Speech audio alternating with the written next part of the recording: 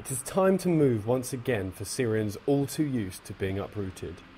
In Lebanon's Bekaa Valley, an estimated 8,000 to 12,000 Syrian refugees are in the midst of being evicted from places they have tried to make homes since fleeing the war. Ordered by the army, it is thought to be the largest mass eviction in Lebanon since the conflict began in 2011.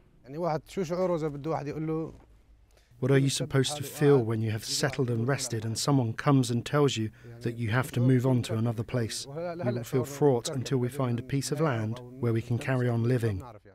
Hussein's family are among those searching for a new place to live as they prepare to leave the shelter they have made into a home. Their preparations are all too familiar. This is not the first time they've been evicted.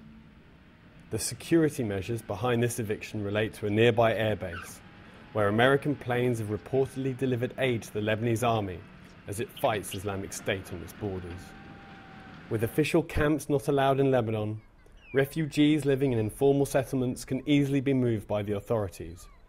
Meanwhile, moving and rebuilding is sending refugees deeper into debt, with the impact felt well beyond the immediate cost. If refugees are moving far away from where they are, they're going to lose the jobs.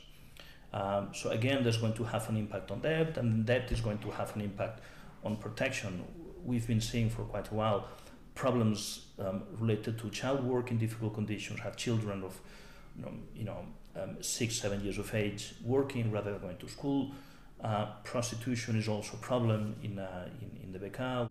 Near to Hussein's home are the remnants of a former camp. About 4,000 people have moved and are rebuilding their lives elsewhere, provoking concern that such mass movements could further stoke tensions between Syrians and host communities. This camp has received an influx of new arrivals and shelters are being built. Evictions have been reportedly voluntary and largely peaceful. Many know they have no means of fighting the decision. You cannot just stay. Any decision the government has made, you are obliged to execute it, no matter what it is.